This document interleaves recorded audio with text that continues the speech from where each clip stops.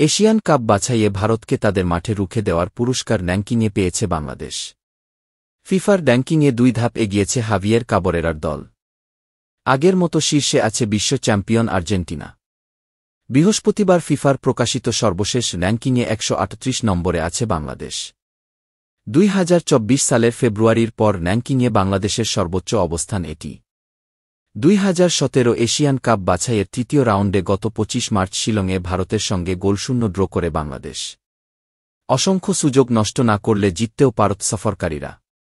ওই ম্যাচ দিয়ে লালসবুজের জার্সিতে অভিষেক হয় ইংলিশ ক্লাব লেস্টার সিটি থেকে শেফিল্ড ইউনাইটেডে ধারে খেলা হামজা চৌধুরীর।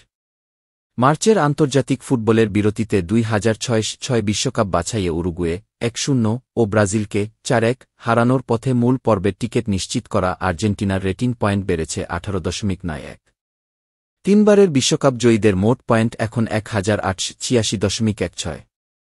তিনে অবস্থান করছে স্পেন, এক ধাপ এগিয়ে 1875.66 পয়েন্ট নিয়ে। গত মাসে উয়েফা নেশনস লিগের কোয়ার্টার ফাইনালে নেদারল্যান্ডসের বিপক্ষে প্রথম লেগে 2-2 ও ফিরতি লেগে 3-3 ড্রয়ের পর টাইব্রেকারে জিতে শেষ 4-এ ওঠে ইউরোজয়ীরা। এক ধাপ পিছিয়ে 3-এ আছে ফ্রান্স।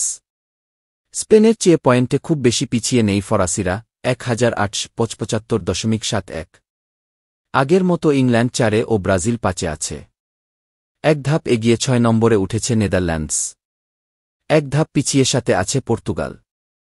পরের 3টি স্থান ধরে রেখেছে যথাক্রমে বেলজিয়াম, ইতালি ও জার্মানি।